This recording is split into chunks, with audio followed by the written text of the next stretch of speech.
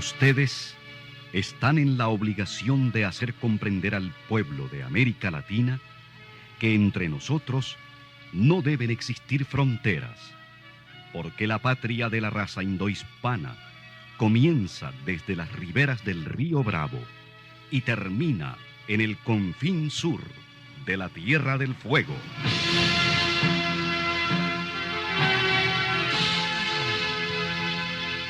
Sin fronteras. Un recorrido por los campos sin límites de la información, la música, la cultura, la economía y el deporte.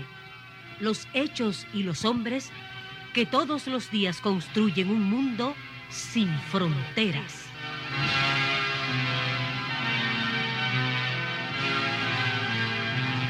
Seis de la mañana con 30 minutos. Hoy es miércoles 21 de agosto de 2019. Sin Fronteras, la revista, con William Griggs Vivado, en la primerísima 91.7 y 105.3 FM. 6 de la mañana con 36 minutos. Quiero enviar un especial saludo, cariñoso saludo, afectuoso saludo, un gran abrazo a mi hermana Susan en México, que va rumbo ahorita a su trabajo y que estoy convencido que las cosas saldrán como todos esperamos.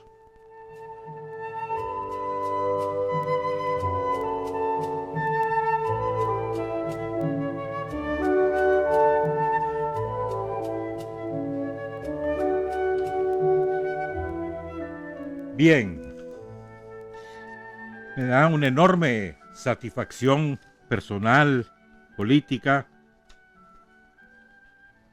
el nombramiento de la compañera Rosa Adelina Barahona Colindres como ministra de Defensa. Una compañera de larguísima trayectoria en el Frente Sandinista, guerrillera, militar fundadora del Ejército Popular Sandinista. O sea, no estamos hablando de una compañera que recién, no. La Rosa Adelina tiene 45 años de estar en esto. Y además con una familia de abolengo sandinista de la época de Sandino, del general Colindres. Ella es precisamente nieta del general Colindres y sobrina nieta del general Pedro Irías. ¿No? Entró a la guerrilla en 75, 76. Hija de un compañero que fue asesinado por la contrarrevolución en 1993 en Huihuilí. Era el vicealcalde, el compañero Carlos Javier Barahona Valladares. Lo asesinaron. La gente del Chacal, ya vamos a hablar del Chacal.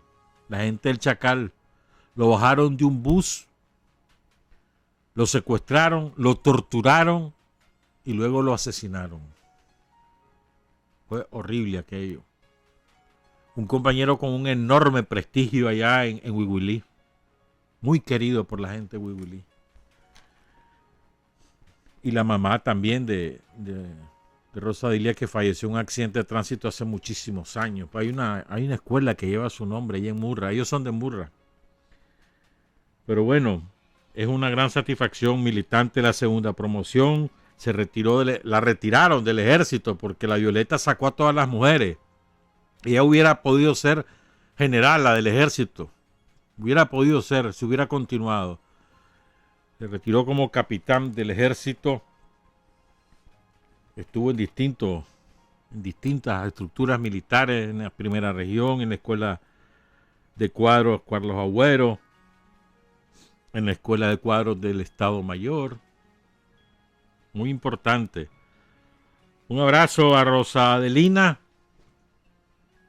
convencido de que va a realizar una excelente labor como ministra de Defensa. Fue secretaria de Política Departamental también. Un gran nombramiento. Da satisfacción. Creo que es prima hermana de Denis Moncada, el canciller, creo. Sí, Moncada, Colindres, y son de esos lados. También nieto de Moncada, del general Colindres, pues. Un gran nombramiento, sinceramente, pues. Quiero invitar a los compañeros de la Juventud Sandinista. Van a realizar, de la generación de los 90, van a realizar un encuentro en la Casa Comunal de Bataola Norte a la 1 de la tarde el sábado 24 de agosto. Qué horario más raro, ¿verdad? 1 de la tarde, sábado 24 de agosto. Están invitando Carlos Macanche, del Comité de la Juventud Sandinista Histórico Generación de los 90, y Alfredo Rodríguez, también del mismo comité. Ayer, a través de Vilma de la Rocha, recibí un recordatorio muy oportuno. Y nos vamos a dedicar un ratito a esto. El 20 de agosto de 1993, más bien el 19 fue, pero bueno, el 20 de agosto, creo que es el 19, no me acuerdo si fue jueves o viernes. No, fue viernes 20 de agosto, sí señor. El viernes 20 de agosto de 1993, un comando de compañeros sandinistas, jefiados por Donald Mendoza, capitán retirado del ejército. Ahí andaba también William Calero, a quien conocí también. Ingresan a la casa de la UNO, de la Unión Nacional Opositora, que en aquel momento era una coalición de agrupaciones de extrema derecha. Ingresa a la casa de la UNA y secuestra a 41 personas que ahí estaban, encabezados por el vicepresidente de la República, Virgilio Godoy. Esa operación fue en respuesta y para garantizar la vida y la libertad de otras 40 personas, incluyendo la diputada y comandante Doris Tijerino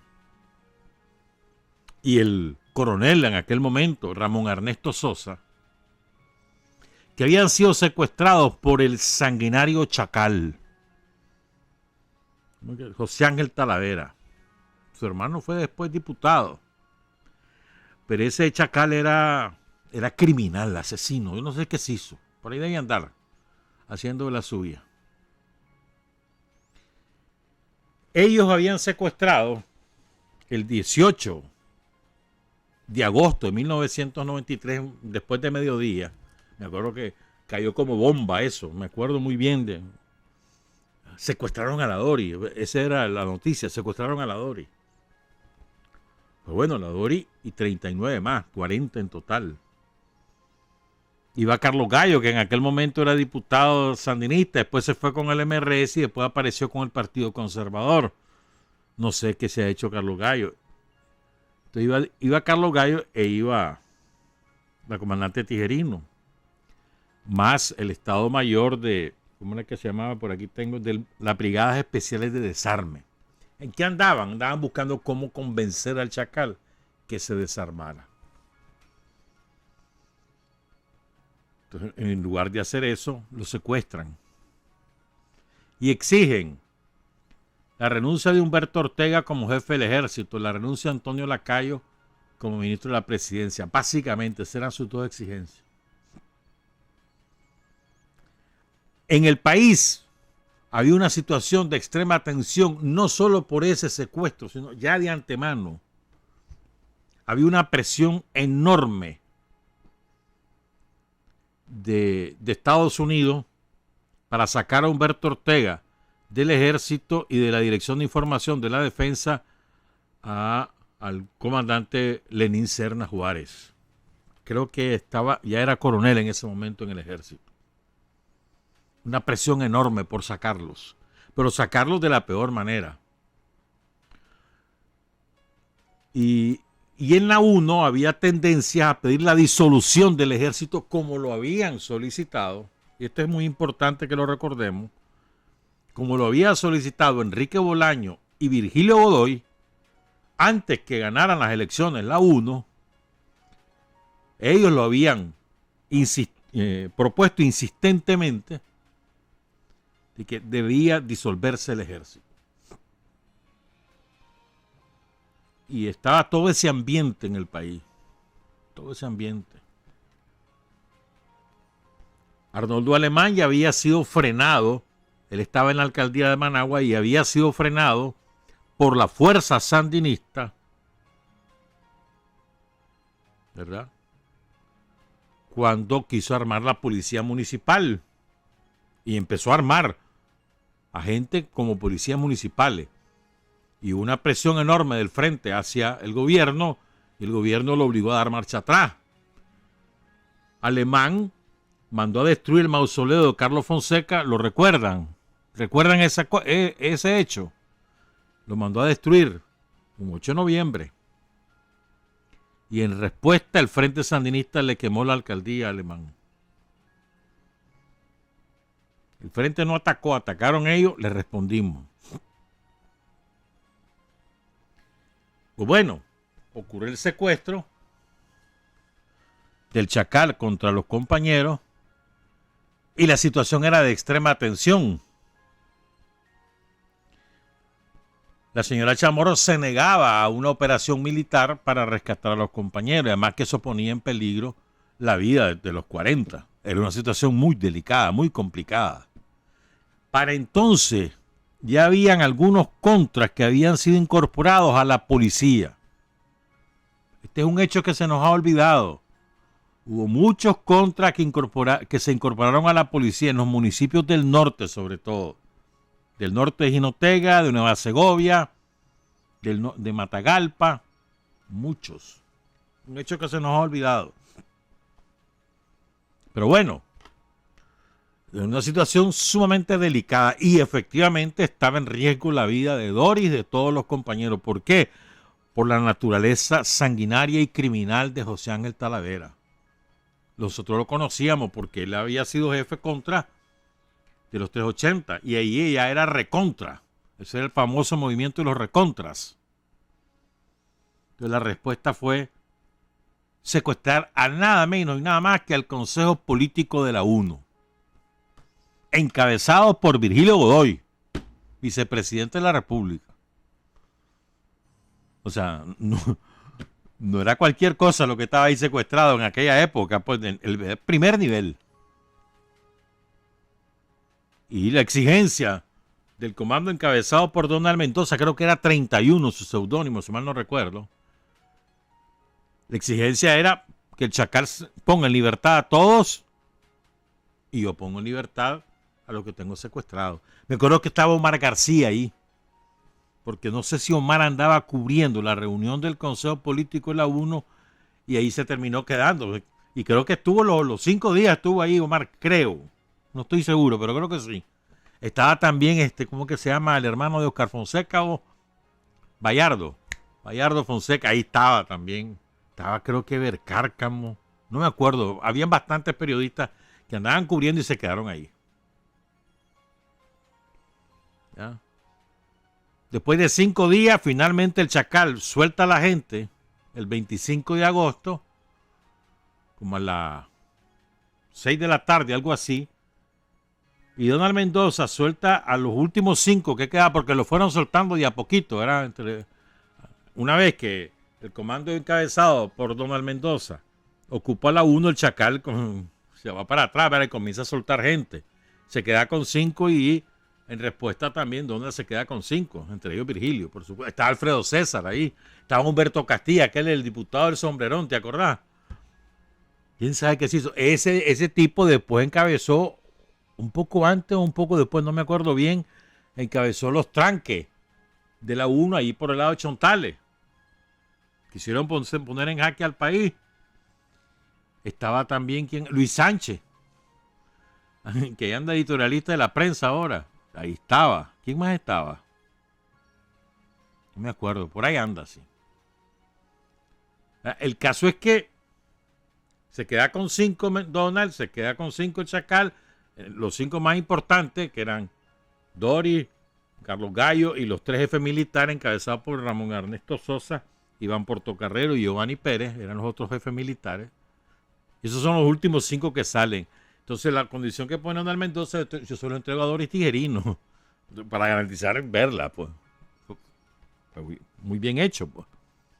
Y Doris recibió efectivamente a los rehenes y se acabó la crisis. Pero arreciaron las presiones. ¿Por qué es importante recordarlo? Bueno, en el interín, eso fue el viernes 20. Entonces, el domingo 22 de agosto, un comando sandinista asaltó la corporación y la destrozó. Porque Radio Corporación incitaba a la guerra civil, al levantamiento de armas, etc., sobre todo a los sectores rurales. Entonces, es importante. ¿Por qué es importante? Creo yo. Miren, en eventos de esa naturaleza,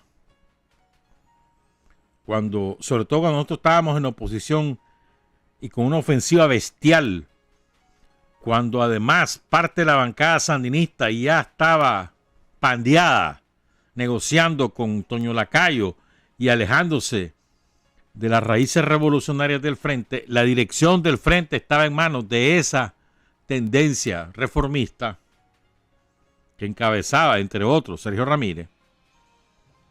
Daniel estaba en franca minoría en la dirección del Frente.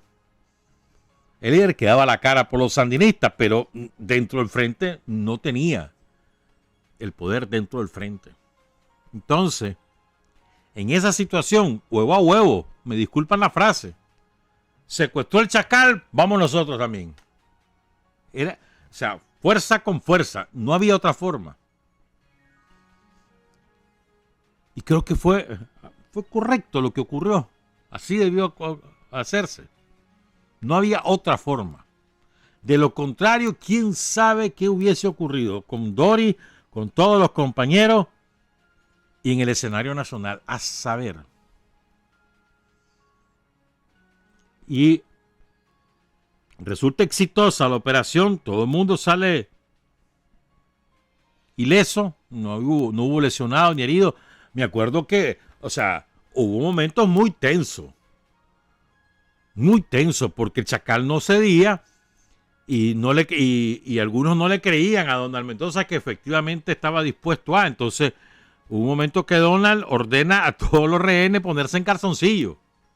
Está la famosa foto, ¿no? Donde sale Alfredo César en calzones. ¿Ya? Y los pone, me acuerdo, en la ventana, en una casa que quedaba aquí por Bolonia, del Canal 2, como 2 cuadras, si mal no, una cuadra, la cuadra larga esa, ahí está destruida esa casa, ahí es la sede de la 1, del Canal 2 hacia abajo, ¿verdad? Entonces, correlación de fuerza desfavorable, equipararla. No hay otra manera. Sobre todo cuando hay acciones de esa naturaleza, acciones terroristas. Bueno, ni modo, bueno. ¿Me quiere matar gente? Aquí voy. Dale pues. Matas uno vos, mato yo uno. Y se acabó. Y además que no estábamos hablando de rehenes que no le importaban al Chacal, no, eran los que más le importaban, porque eran los que defendían su posición, que era la disolución del ejército. De hecho, la UNO estaba discutiendo en ese momento qué hacer para disolver al ejército. Mandar de retiro al general Ortega y disolver el ejército y forzar la renuncia de Toño Lacayo. Esa era la discusión que se tenían. Para que tengan una idea de lo que había en aquel momento. Estamos hablando de hace 26 años. Y creo que es importante, un evento que hay que rescatarlo y valorarlo en su correcta dimensión política. William Calero, uno de los miembros de ese comando, falleció años después, 1 o 2 años después, tenía cáncer en el estómago. Trabajaba en el distrito 6 del Frente Sandinista. Buen compañero William. Y Donald, que ahí está, activo, estuvo activo en toda la parte del golpe el año pasado. Bueno, creo que era importante recordarlo. Sobre todo porque después ese mismo Chacal que se suponía que se iba a desmovilizar, el mismo Chacal, las fuerzas del Chacal son las que asesinan al compañero, ¿verdad? Carlos Barahona, vicealcalde de Huigulí. La misma fuerza. Por cierto, olvidé mencionar, Rosadelina también tiene un hermano caído en Guaslala, poquito antes del triunfo. Pero te estoy hablando que el 14 de julio del 79, 5 días antes del triunfo, al bajar la columna, en Guaslala ahí cae en combate. Se llamaba Carlos Randolfo Barahona. Para que no nos olvidemos, otro héroe que nos hemos olvidado, no nos olvidemos. Hoy les tengo un relato impresionante que nos llegó por correo. Lo habíamos postergado, pero hoy ya lo vamos a hacer. Un relato de la masacre ocurrida en Achuapa, ejecutada por la contrarrevolución en 1984. Ya vamos a hablar de eso. Después de las elecciones del 84 fue eso. Pero antes quiero algunas cositas, cositas importantes, pues bueno, no son cositas, son cosotas. Pero quiero empezar con el logro del hospital militar. El hospital militar es el primer hospital de un estado, de cualquier estado de América Latina, en ser certificado internacionalmente para realizar cualquier tipo de atención en salud a ciudadanos de cualquier tipo. Estoy hablando de si son asegurados o no, de cualquier nacionalidad. Es decir, el hospital militar ha sido certificado además en toda su área. Consulta externa, área quirúrgica, las especialidades, todo, las instalaciones, el personal, todo el hospital ha sido certificado y con la más alta puntuación, la puntuación de diamante. Ofrecen oro, platino y diamante. La de diamante agarró el hospital militar. El único en Nicaragua, porque hay otro que el hotel de los Pelas, porque así lo introdujeron, ¿verdad? Todos los materiales con los que construyeron el hospital era porque era turismo, ¿verdad? Ahí solo certificaron 2 áreas. No, el hospital militar está completo. De manera que ahora, por ejemplo, una compañía aseguradora te puede mandar a un paciente de Canadá o de Estados Unidos o de cualquier lado a ser atendido en el hospital militar porque está reconocido internacionalmente. O sea, es de una gran importancia. Y quiero saludar a todo el equipo del hospital militar, ¿verdad? Al doctor Turcio, el subdirector del hospital, al general Leonel Gutiérrez, que fue el que encabezó el equipo de dirección del hospital militar, el que empeñó sus principales esfuerzos para que esto fuese una realidad. Y me constan sus esfuerzos y sus desvelos y sus arrechuras para corregir lo que hay que corregir, pues, y el premio es ese, pues, el diamante. Saludos a todo el equipo, a Victoria Alicia Blandón en Relaciones Públicas, a todos los compañeros y las compañeras del hospital militar. Felicidades por este logro. Son 77 especialidades las que brinda el hospital militar. No es cajeta, hermano, no es cajeta. Ve qué maravilla, ¿verdad? La que se está haciendo con la costa atlántica. Ya hemos hablado en otras oportunidades de esto, pero es que, a ver, hermanos, van a hacer la carretera para Puerto Cabeza, le va a quedar el tramo menor, porque ya van a empezar, hoy empiezan la carretera, Ciudad Rosita, 77 kilómetros, concreto hidráulico, en 3 años está lista. Me van a decir, chica, 3 años, así decíamos con la carretera Bluefield, miren, ya está. En 3 años está lista. O sea, ya de Rosita a Puerto creo que son 90 kilómetros, si mal no recuerdo. O sea, el tramo menor, pero de aquí hasta Rosita ya va a estar completa la carretera. Una maravilla. O sea, esa reincorporación efectiva de todo el Caribe al resto del país. Esa, de verdad, pues, y además lleva desarrollo, eso es de un impacto gigantesco eso. Decía la información que difundió la presidencia que son 80,000 los beneficiados. No, los beneficiados somos todos los nicaragüenses ahí, hermano. Todos. Y además van a hacer el hospital, ¿verdad? El hospital regional, que lo había, ¿te acordás que nos quitaron por razones políticas? Los tranqueros fueron a presionar y lograron que Holanda quitara los reales para el hospital de Bilbo. Ya consiguió los reales el gobierno, hombre. Ya se va a hacer.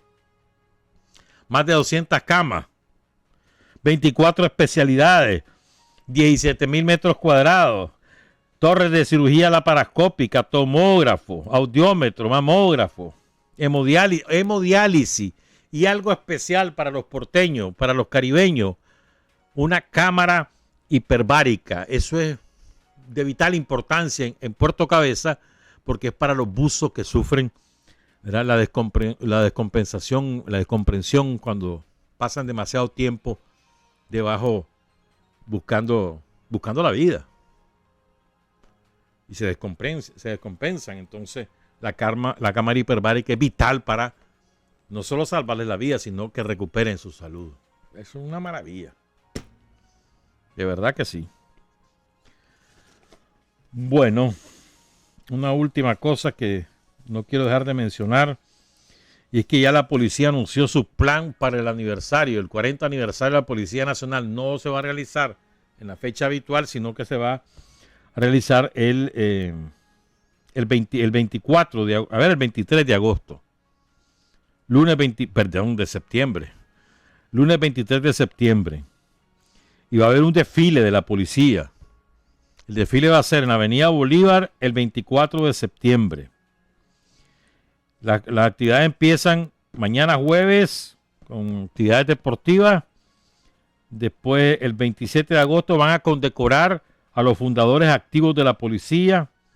El 29 de agosto van a entregar reconocimiento a jefes, directores y subdirectores que ya están retirados. El 5 de septiembre, homenaje a los caídos. El 6 de septiembre, imposición de ascenso en grado y condecoraciones en todas las delegaciones del país. El 23 de septiembre, el acto central. Y el 24 de septiembre será el desfile de la Policía Nacional. Eso va a estar bonito. Bueno, vamos a hacer la pausa, pues regresamos con la masacre de Achuapa y otras cosas. Son las 7 de la mañana con 2 minutos. Hay hombres que luchan un día y son buenos. Hay hombres que luchan un año y son mejores. Pero hay hombres que luchan toda la vida. Esos son los imprescindibles. 7 de la mañana con 7 minutos. Quiero también enviar un afectuoso saludo a Mama Becha, allá en Matagalpa, deseando que se recupere pronto. Madre de dos hermanos sandinistas de mucho prestigio, Salvador Gutiérrez, general retirado, y María Antonieta. Su nieta, María Ana Cristina, nos escribió. Entonces quedamos pendientes, sí, Ana Cristina, de sus rasgos biográficos. Pero un saludo, pues, a Mama Becha. ¡Ánimo! Que hay que recuperarse. No hay que dejarse vencer.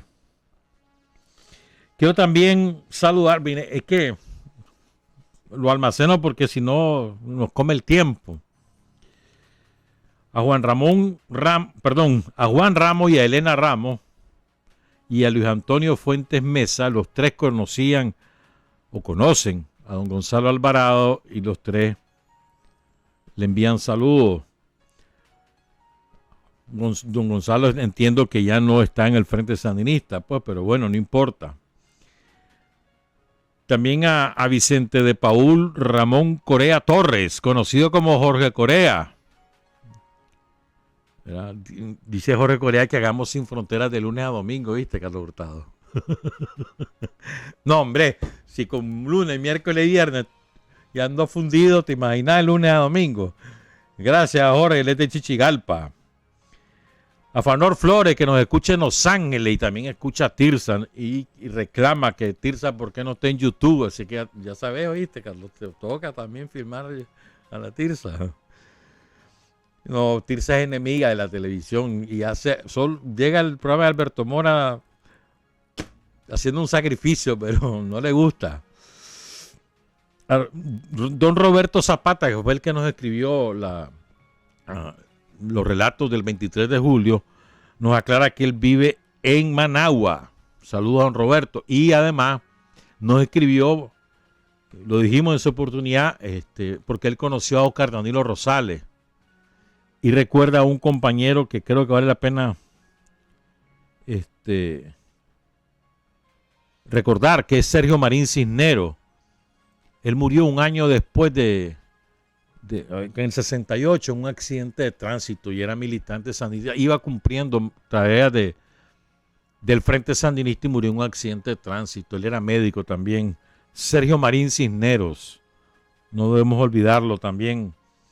Y hay una cosa que nos contó don Roberto, y es que el cadáver de Oscar Danilo Rosales lo logran recuperar ahí en Pancasán gracias a la tenacidad, dice don Gonzalo, de doña Aurora, la mamá de Oscar Danilo, y de Francisco Rosales Argüello. 10 años luchó la mamá por recuperar el cadáver de su hijo. Y lo logró gracias a un campesino que había escondido el cadáver. Lo sepultaron en el cementerio de León en junio de 1987, más bien 20 años, ¿verdad? Después. Paz para ella, para él y para su tía Blanquita, y mi abrazo de siempre para Sergio, Leila, Francisco, María Mercedes y Roberto Martín, dice el compañero Roberto Zapata. Gracias a Lenin Fischer, que nos recuerda que la masacre que leímos el lunes, ¿se acuerdan? De León. La primera, la de los 23 compañeros asesinados, es la masacre conocida como la masacre de la Rosera. Sí, me lo había dicho también otro compañero. Y fue dirigida por un nefasto, un asesino contumaz, Ronald Sampson, teniente Ronald Sampson. Chaparro, requeneto, el desgraciado, pero ese tipo era al nivel de Alessio Gutiérrez, de Gonzalo Meneses, de Macho Negro, a ese nivel de asesino, de aquel, el otro, el de Matagalpa, me olvidó el nombre, menos mal que se me olvidó. Y la otra, esa es la de los 23, la otra que conté es la del barrio San Juan, ahí por la Faja William, dice. Y gracias a Luis Carlos Chávez, que nos cuenta que en León, contiguo al antiguo Cine Román, donde ahora es una iglesia evangélica, en la pared norte de la iglesia San Juan de Dios hay una placa dedicada al general ecuatoriano Eloy Alfaro, que vivió en Nicaragua, recordando que ahí vivió Eloy Alfaro. Rafael Correa varias veces mencionó ese evento, sobre todo cuando trataba con Tomás, por ejemplo, ahí lo mencionó un par de veces. Rafael Correa cuando fue presidente de Ecuador. Bueno, esto que les voy a contar no debemos olvidar, como tantas otras cosas, ¿verdad? Pero es que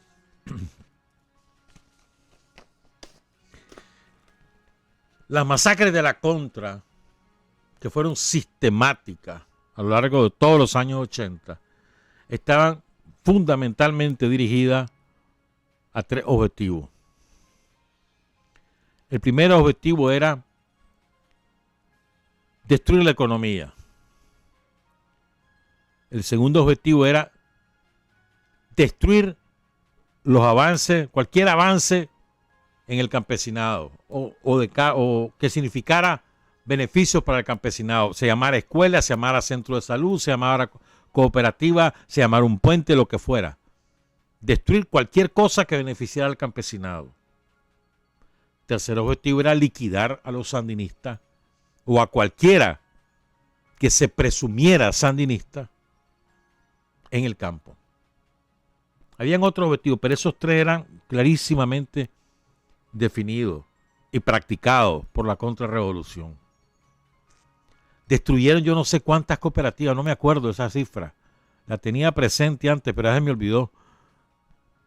En todo el país, pero sobre todo en Matagalpa, en Jinotega, en Nueva Segovia, en Estelí, en León, en Chinandega, en Chontales, en Buaco.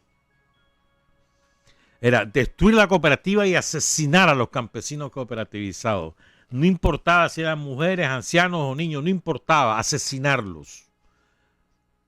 Para amedrentar al campesinado y evitar que continuara por ese sendero de las cooperativas.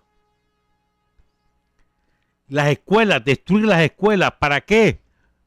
Para impedir que el campesino se alfabetizara y continuara sus estudios. Un campesino, leido, como decían en aquella época, era un enemigo para la contra.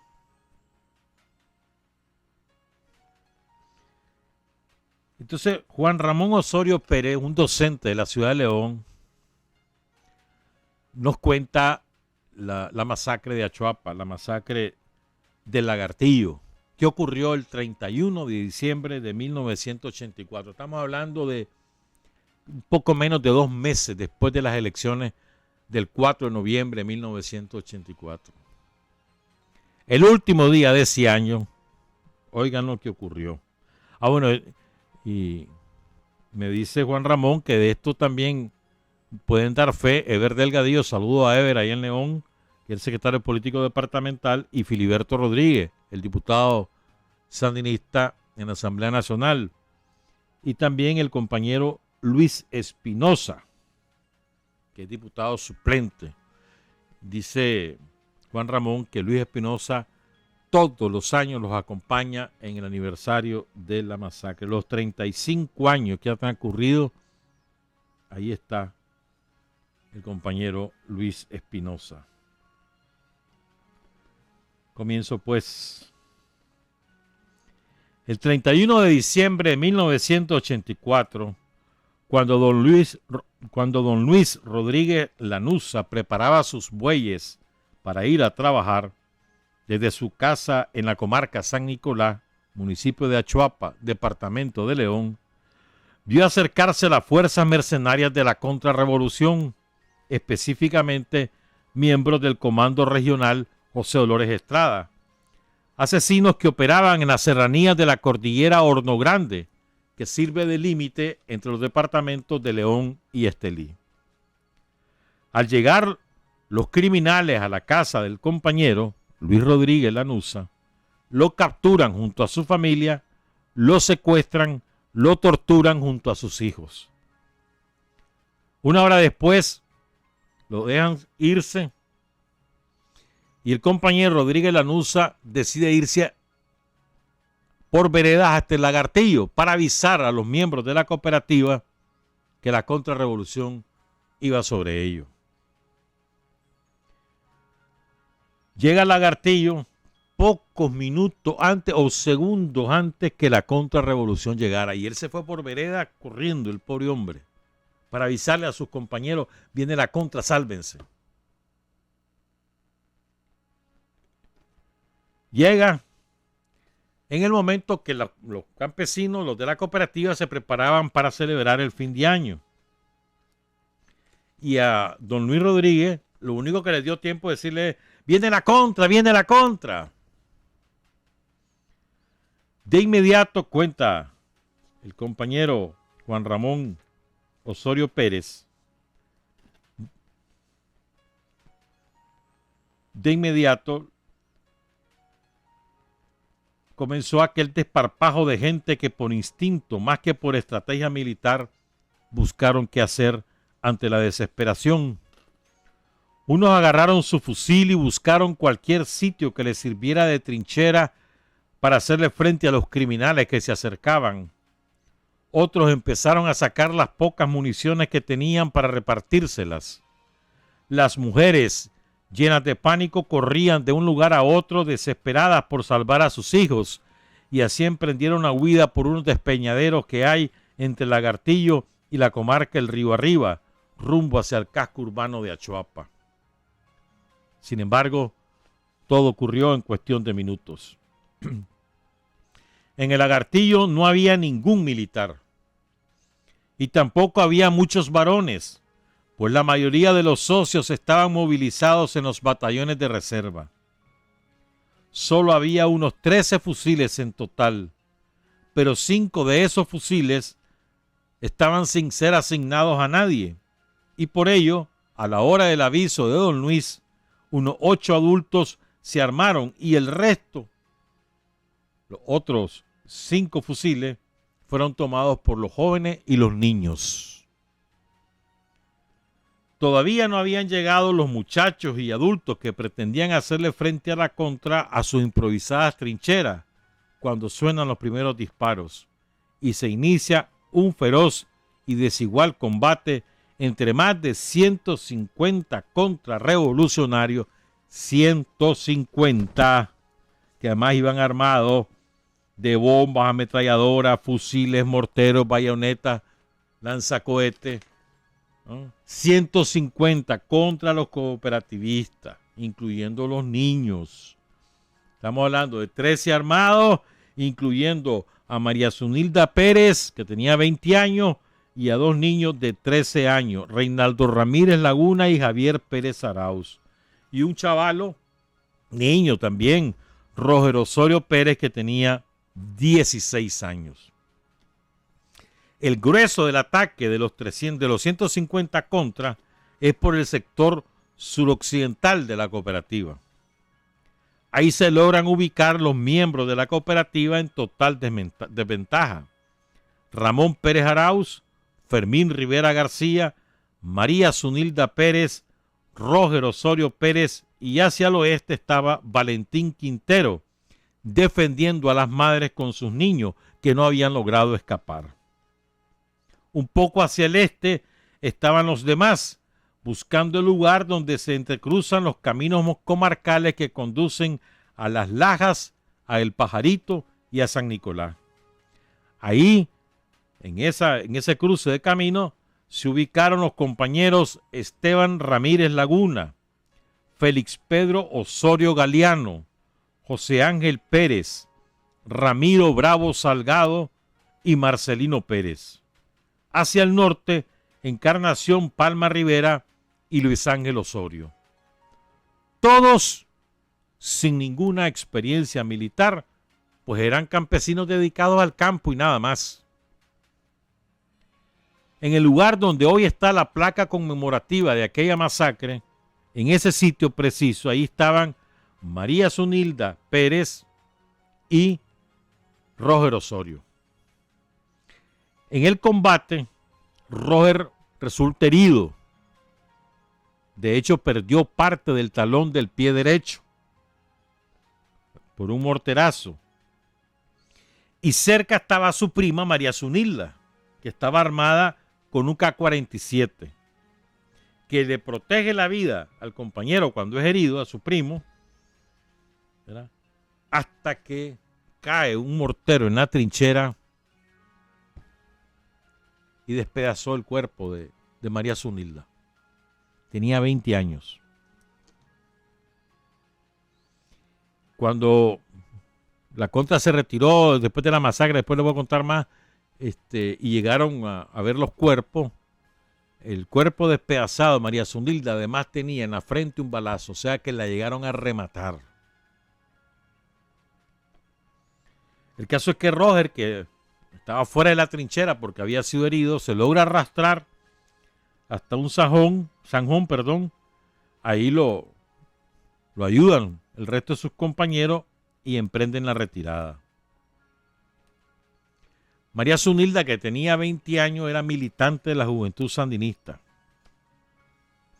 Valentín Quintero, un campesino humilde, enfrentó férreamente el ataque enemigo para cubrir la retirada de muchas mujeres y niños que se habían refugiado en el mismo zanjón por donde pasó Roger. Gracias a la acción heroica de Valentín Quintero, los contrarrevolucionarios no asesinaron a más civiles. William Alberto Osorio Pérez, que era tan solo un niño de 12 años, tomó uno de los fusiles AK-47 que sobraba y que para su edad y tamaño era demasiado grande. Luego de disparar unos cuantos tiros a la contra, tuvo que dejar el arma escondida porque ya no aguantó más. Se escapó aturdido por los bombazos que los criminales le dejaban caer a su paso sin lograr herirlo. Vos te imaginas un chavalito de 12 años, una pizcachita así, con un fusil AK-47. El primer balazo lo debe haber desencajado el hombro, el primero. Es que es lógico, pues además, si no tiene entrenamiento, peor. Pero la valentía y el afán de proteger a los suyos y de proteger su vida, agarra el fusil para defenderse. Un niño de 12 años, sin entrenamiento previo. Solo colóquense en esa situación. Continúo.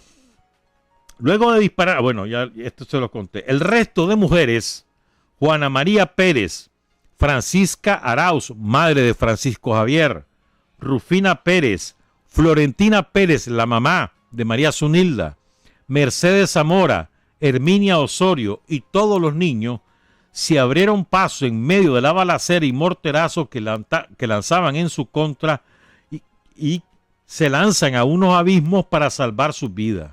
Así logran llegar a Achuapa, todos golpeados, sucios, llorando y en harapo. Otros iban descalzos, pues las zarzas y las piedras les dañaron sus ropas y su calzado. Una vez que los contras lograron, según ellos, aniquilar a los que le hacían resistencia, ingresaron a la escuela donde estaban los dos cipotes defendiendo la cooperativa y ahí los asesinan. A sangre fría. Sus nombres eran Reinaldo Ramírez y Francisco Javier Pérez Arauz. Su mamá es una de las que logra llegar al pueblo sin saber que a su hijo ya lo mataron. Él logra llegar a Chuapa. Después que asesinan a los dos cipotes, la contra quemó la escuela. En la escuela habían 100 quintales que habían cosechado los campesinos de maíz y frijoles. Y habían arpillado madera para construir casas de los miembros de la cooperativa. Todo eso lo quemaron. Ni siquiera es que se llevaban la comida, la quemaron. Imagínate, qué clase de afán de terror y criminal el que hacían. Gracias a la acción heroica de Luis Ángel Osorio Galeano, Luisón, quienes hizo frente hasta el último momento, acompañado de su esposa Marina Arauz Pérez, quien le ayudaba a recargar los magazines del fusil AK-47 para que Luis siguiera férreo haciéndole frente a los criminales. ¿Vos te imaginas eso? Está el compañero, ¿no?, con el fusil. Está enfrentando a la contrarrevolución, que tiene mortero, tiene ametralladora, tiene lanzamortero, lanzacohete, tiene de todo. Y ellos solo están con el fusil AK. El compañero dispara, agota el magazine, la compañera carga el magazine, se lo pasa para que siga disparando. Sitúense en esa situación. Parece de película, pues no, vida real. Ocurrió en Nicaragua, ahí en el Lagartillo, el 31 de diciembre de 1984. Encarnación Palma Rivera fue acribillado a balazo en el sector este de la cooperativa. Ramiro Bravo y José Ángel Pérez cayeron acribillados por francotiradores apostados en lugares estratégicos, casi de manera simultánea. Al ver caer a José Ángel Pérez, los compañeros Félix Pedro Osorio y Esteban Ramírez Laguna arreciaron el contraataque y la autodefensa para evitar que los criminales penetraran hasta su trinchera, y así, solito, dos compañeros combatieron durante 2 horas y a su lado tenían el cadáver de su compañero, José Ángel Pérez. Lo ven caer, lo mata, un francotirador se los mata en la trinchera donde están los tres. Cae el compañero y siguen volando riata. 2 horas, solito, contra 150 criminales. Eso se llama heroísmo. El compañero Marcelino Pérez, hermano de José Ángel y presidente de la cooperativa después de la muerte de su hermano, porque el presidente de la cooperativa era José Ángel, y después eligen a su hermano, a Marcelino. Él cuenta cómo vivió ese fatídico día en que perdió a su hijo, a su hermano y a su sobrina. María Zunilda era sobrina de él. Así como la forma en que los asesinos acribillaron a Ramiro, pues estaba muy cerca de él. Oigan este relato.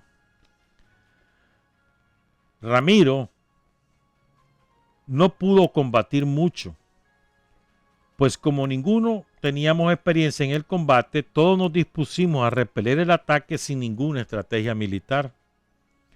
Nos fuimos así nomás, al puro instinto, solo por preservar la vida. El compañero Ramiro era muy valiente e iba adelante.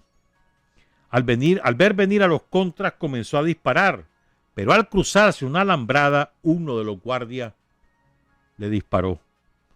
Cayó muerto al instante. O sea, un francotirador lo blanquea cuando él va cruzando la alambrada.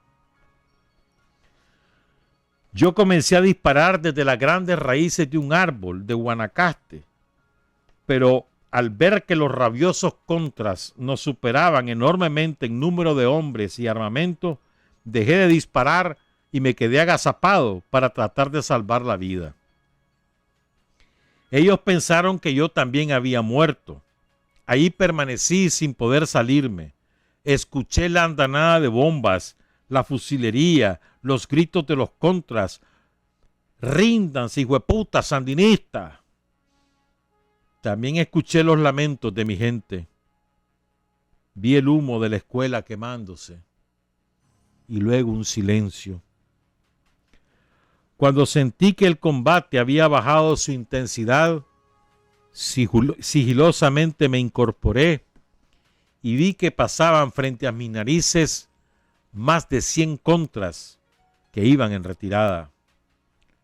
Una media hora después ya no se escuchaba nada y yo pensé que todos habían muerto. Me moví un poco y encontré el cuerpo del compañero Ramiro Bravo. Con mucha cautela me dirigí a la cooperativa. Ahí sufrí el dolor más grande que un padre pueda sentir. En la escuela estaban los cuerpos de los 2 niños asesinados, Reinaldo Ramírez Laguna y el de mi niño, Francisco Javier. Ahí concluye el relato del compañero y continúo con el escrito del docente de León, el compañero, a ver que siempre me olvida el nombre, Juan Ramón Osorio Pérez.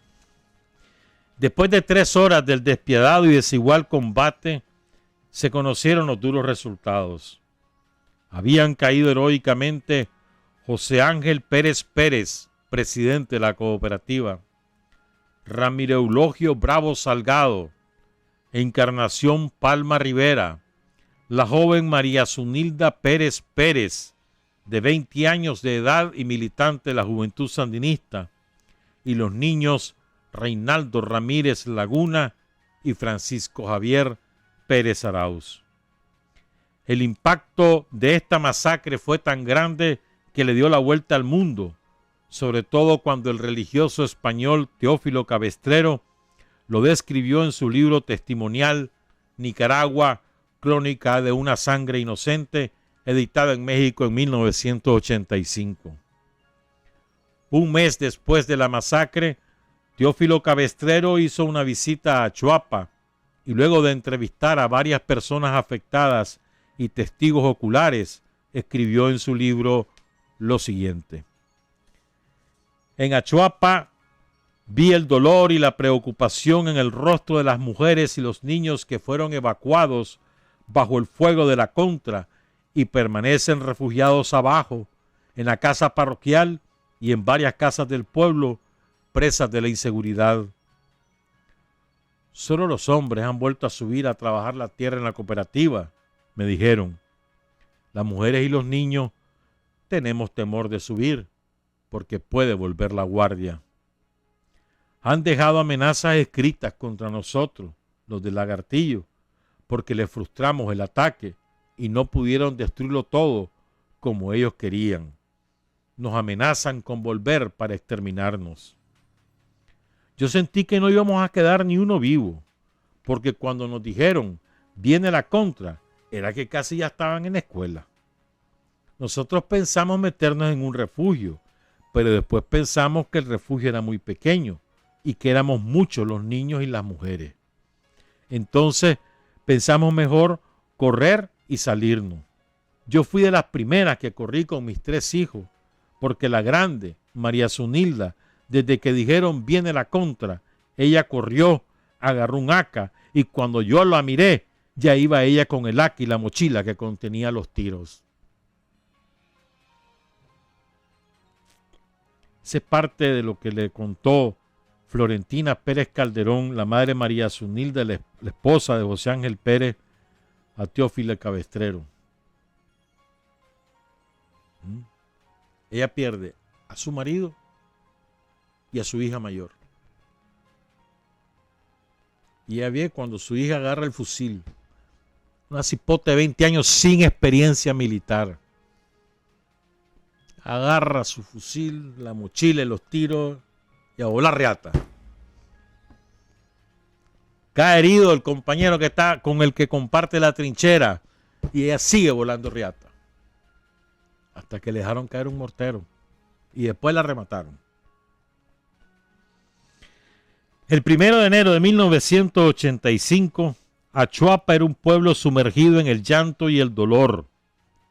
Los 6 cuerpos de los masacrados en sus féretros eran conducidos por el mismo pueblo aguachapeño hacia el Campo Santo en medio de la rabia e impotencia que causa perder a los seres queridos por culpa de una guerra injusta e impuesta por el imperialismo norteamericano. El 31 de diciembre de 1985 se conmemoró el primer aniversario de aquella brutal masacre y desde entonces sus familiares y amigos no han dejado de hacerlo, honrando la memoria de los hermanos que dieron lo más valioso que tenían, su vida. Durante los 17 años de neoliberalismo se conmemoró y se sigue haciendo con la misma devoción y entrega con que se realizó el primer año. La Escuela de Educación Secundaria del Lagartillo y la Casa Materna en Achuapa llevan el nombre de María Zunilda Pérez. El lagartillo que los contras quisieron desaparecer de la faz de la tierra, hoy se levanta, avanza y se desarrolla con los programas de nuestro gobierno. Ya tiene una hermosa carretera, energía eléctrica, viviendas dignas, una escuela de preescolar, primaria y secundaria con docentes graduados en universidad, gracias a las becas otorgadas por nuestro gobierno. Una casa de cultura con un grupo de teatro, canto, pintura y sobre todo con mucha dignidad sandinista. Miren qué lindo esto. Vean qué lindo esto. Esa cooperativa no fue olvidada por Daniel. Ni tampoco los compañeros de Achuapa han olvidado a los caídos. Fíjense bien, celebrar ese aniversario, los 17 años de estos malditos que andaban el año pasado queriendo derrocar a Daniel, de esos mismos que eran los que mandaban. Durante esos 17 años los compañeros año con año recordaron a sus muertos. Año con año, qué fidelidad. Y ahora tienen carretera, energía eléctrica, vivienda, escuela de primaria, preescolar, de secundaria, chavalos de la propia Achuapa, graduados de la universidad que ahora dan clase allá. Fíjate qué lindo. Una casa de cultura, eso se llama progreso para los campesinos. Vivan los héroes y mártires del Lagartillo. La sangre de nuestros hermanos no se derramó en vano. Y quiero contar algo más que cuenta aquí el compañero Juan Ramón Osorio. Dice que la placa que está ahí fue obsequiada por la Juventud Sandinista en el primer aniversario. El mural que está ahí en la Escuela del Lagartillo fue pintado por Javier Rivera Rodríguez.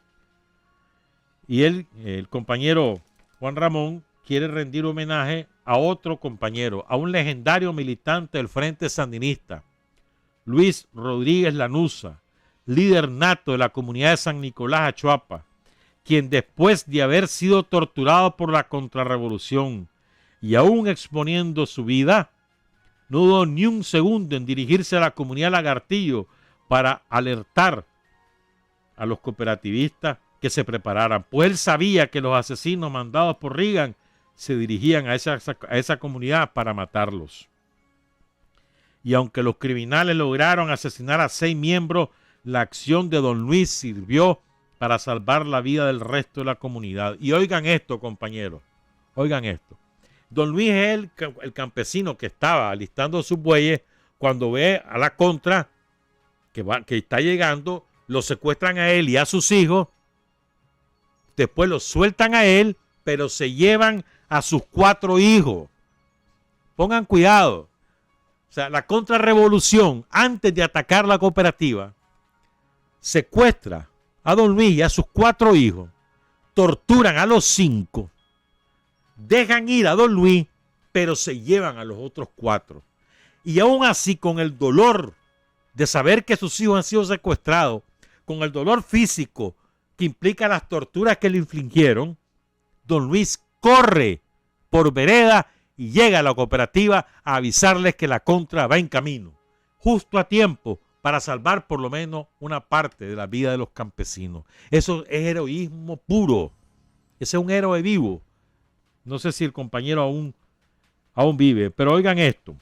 Los nombres de los hijos: Héctor, Maritza, Alba y Alcides. Héctor y Maritza lograron escaparse el mismo día, pero Alba y Alcides fueron llevados a Honduras. Días después asesinaron a Alcides y Alba, tiempo después, regresó a su casa. Ya pueden imaginar lo que Alba sufrió en manos de la contrarrevolución. Heroísmo, compañero. Sobre la base de ese heroísmo del pueblo que se hace la revolución. Si vos estás ocupando un puesto público, es sobre la base de ese heroísmo. Si vos ahora tenés un cargo partidario, es sobre la base de ese heroísmo, de la sangre derramada por esos compañeros y por miles de personas más. Si hoy tenemos vida, trabajo y posibilidades de progresar, es porque toda esta gente murió para que eso existiera. Honor y gloria a los héroes y mártires. Buenos días, buenas tardes, buenas noches. Trabajar, avanzar, combatir, vencer. Patria y libertad. Revolución es sentido del momento histórico. Es cambiar todo lo que debe ser cambiado. Es igualdad y libertad plenas. Es ser tratado y tratar a los demás como seres humanos. Es emanciparnos por nosotros mismos y con nuestros propios esfuerzos. Es desafiar poderosas fuerzas dominantes dentro y fuera del ámbito social y nacional.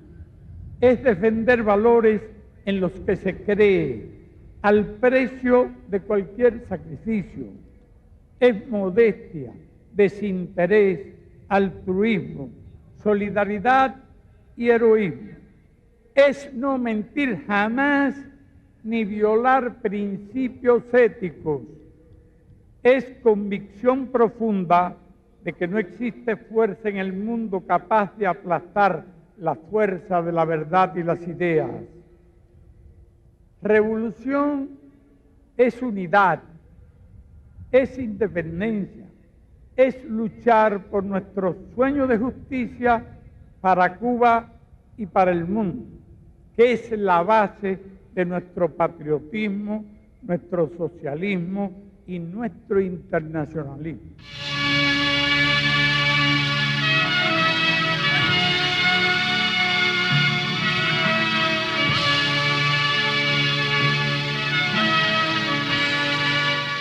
Hasta aquí, usted y nosotros hemos recorrido el mundo sin fronteras.